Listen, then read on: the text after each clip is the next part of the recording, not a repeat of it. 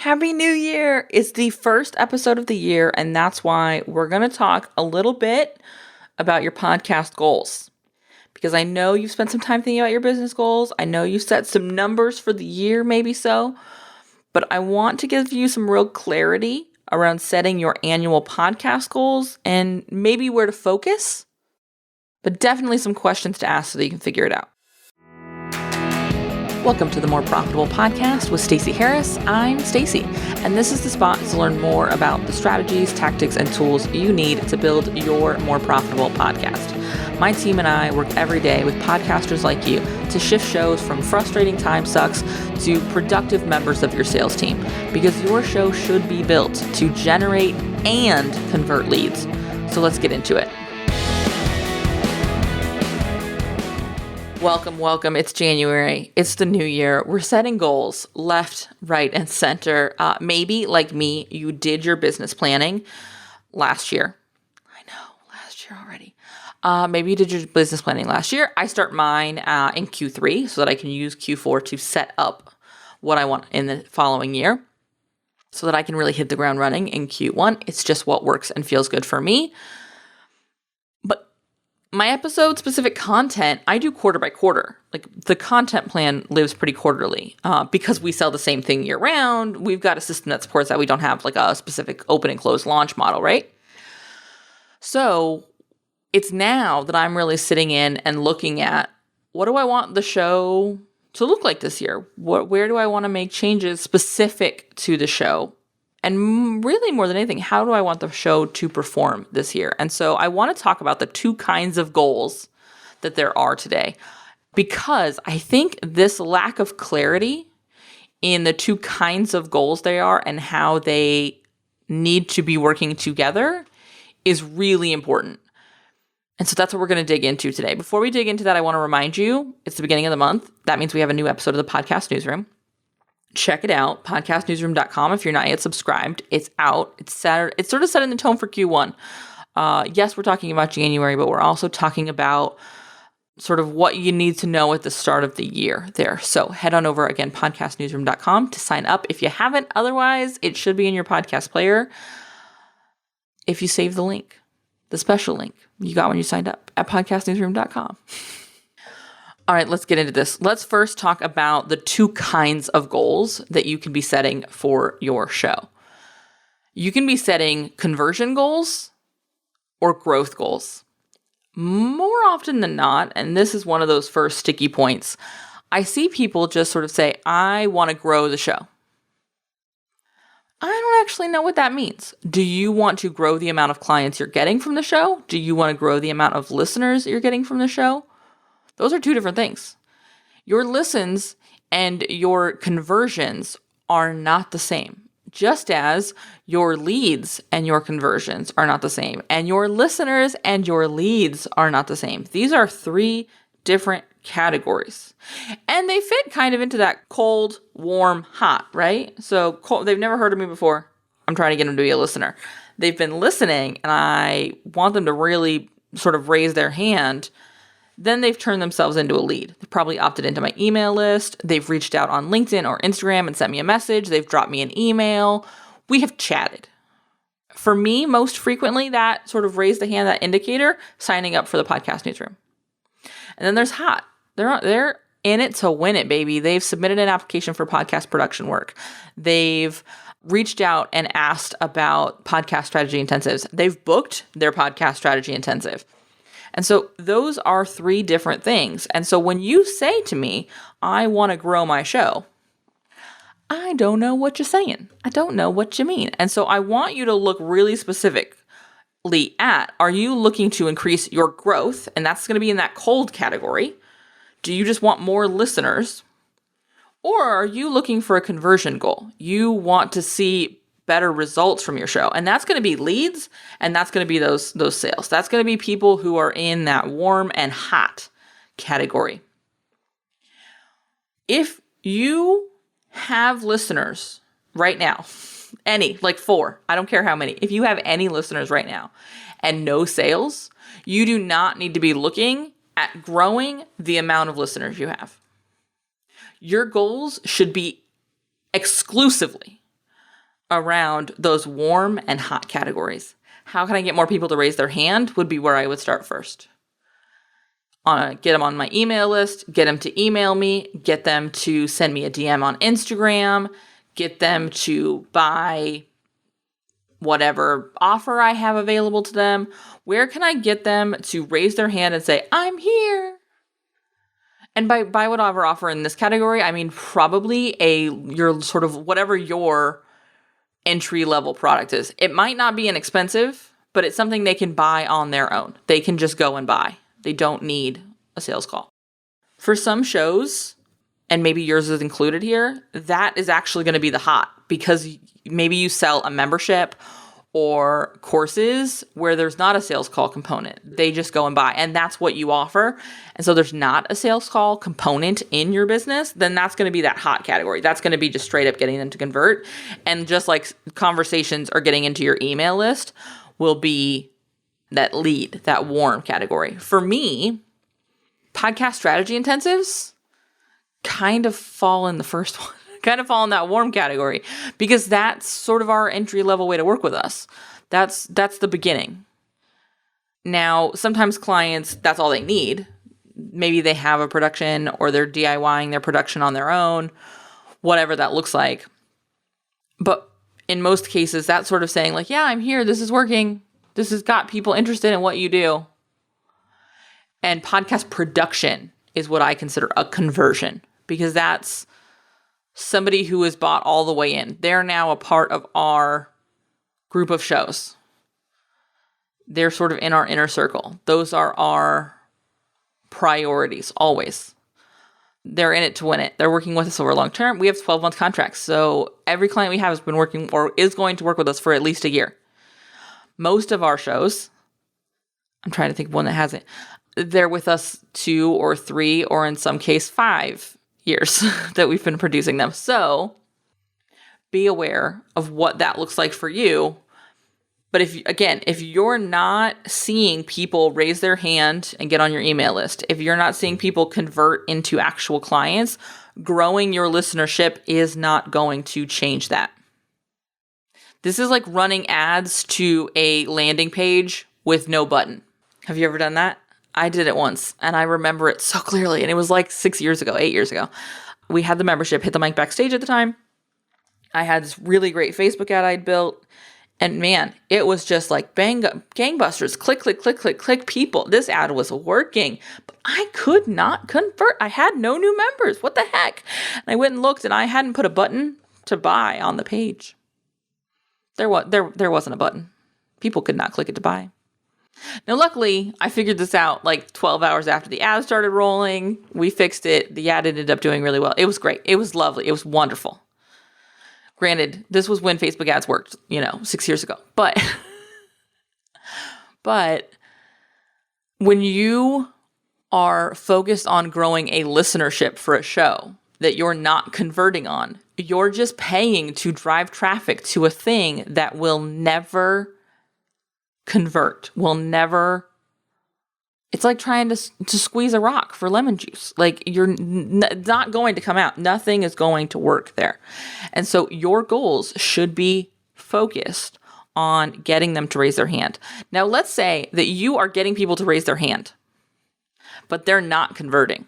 So like you're getting people on their email list, but your email list is not then turning into clients, or you're seeing them buy in on an idea that's happening in the podcast, but they're just not turning into clients. Maybe you're getting people in your email and your DMs every day saying, I love your show. This was so helpful.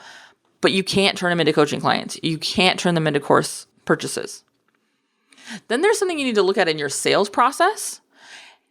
And in some cases, looking at making sure that your content and your offer are in alignment. And a step beyond that the listenership that you have grown, the listenership that is in on your podcast is aligned with the ideal client of the offer. This is where I most frequently see this spot be our issue. And if that's the case, where your listenership and your offer are misaligned, or the audience for your offer rather, are misaligned, then you're going to have to look at two things. You're going to have to look at, do I want to refocus and try and find a new listenership for my show? Or do I want to deliver an offer that is a fit for this audience? That's going to depend on if the listenership that you have built is who you want to be working with and who you can serve. What this might look like for you, this is the version of it I see the most often, and this is the version I've been really guilty of. I'm just full honesty here. Your content is speaking to beginners, and your offer is built for people who are more experienced. So let's say that you are a business coach and you work with people who maybe want to hit 500,000, and maybe they're currently, you think, sitting at 100 to 250, and you want to help them and they want to get to 250 to 500,000 a year annual revenue. But your content is speaking to people who are just starting businesses. They're making between 20 and 50,000 a year, let's say. It's their first year or two in business. So your content is speaking to an audience that is not yet ready to buy your offer. So you can either put a new offer in place to serve that audience, or you can go, I need to be looking at my content. I need to be looking at what we're talking about, the conversations we're having, so that I can start speaking to a more veteran business owner. Again, if this warm area is where you're feeling the disconnect, that's what your goal should be around. Converting those people who are raising your hands. It should only be around getting more listeners and growing the listenership of your show if you're changing the listenership of your show. And that's where maybe you want to go back to our podcast Rebrand episode we did at the beginning of December and maybe check out that conversation. See if maybe that might be a fit for helping you with this. But that listenership growth is always going to come secondary to converting. And so if you are like, yeah, I really love this audience, I just want to build an offer that works for them. Great, build an offer that works for them. That should be your goal, is converting them into this new offer. And then you can go in and talk about listenership, because then you've achieved that third piece where we talk about converting. So if your show is converting, it brings in clients every month. You hear from your clients, hey, I listened to this episode, or they're regurgitating stuff from episodes back to you. Then yes, 100% your goal should be around listenership growth, because you want to get more people in that pool. You've proven that you can generate leads, get them to raise their hand, and then convert those leads. Either in part because of the podcast, in sort of partnership with a sales conversation or an email nurture sequence, or straight off the podcast. Whatever the case may be, you've proven it converts. Then you can go, cool, let's do more of this. Let's get more people listening. Let's get more people seeing that this is the right show for them. I challenge you to be really honest with yourself about where your show is right now. Is it ready to grow? Or do your podcast goals for this year need to be centered around increasing lead generation and better converting them? And yes, help with your show may very well help with this. But you might also want to be looking at offer alignment, ideal clients alignment. You might also want to be looking at sales skills. There's a lot of things that might be beneficial here before podcast production. If you're sitting where you need to grow that warm and hot column, you need to increase the amount of leads you're getting and increasing your conversions, a podcast strategy intensive would be a great option, because we can talk about building content that does that. If you're looking at podcast growth straight out, this is when it's time for you to get production support, so that you can be focusing on the outside marketing activities that help you grow a listenership. Get production support so that you can be pitching yourself to other podcasts. Get production support so that you can be pitching yourself to get on stages. Get production support so that you can be refocusing on another content channel if you want. A great example of this, and we talked about it in our conversation with Sarah in an episode last year, I will link it in the show notes, of the Former Lawyer podcast.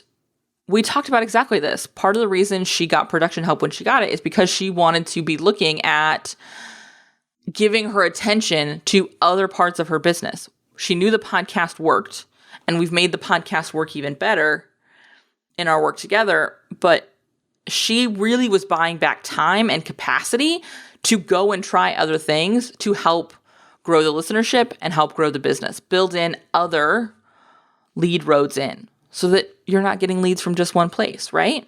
So that can help you decide where you're getting support, but it's going to take you being really honest about where you are now. So for me, and we talked about this in the podcast Rebrand episode, this show has worked. I know it can get leads. I know it can convert. So my goals for this year are much more heavily around growing the show. That's why we rebranded it. That's why we made some changes to the name and things like that so that we could be speaking to people who don't know me and us and our work yet. It's also why I'm spending more time focusing on being on other people's shows. You may be seeing me share more interviews where I'm talking to other people.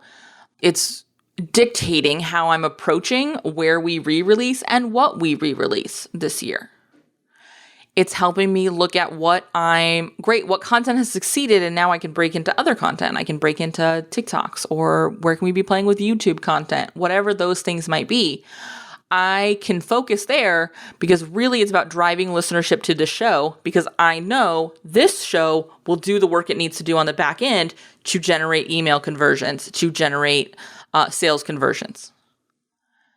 If you're not sure, this is a great use of a podcast strategy intensive. Let's have this conversation together. We can go through your numbers. I'll listen to a couple of your episodes, and we can identify what you can be doing in Q1 to make some changes to really get in alignment with the podcast goals you need to see results with, so that the podcast goals can be impacting your larger business goals.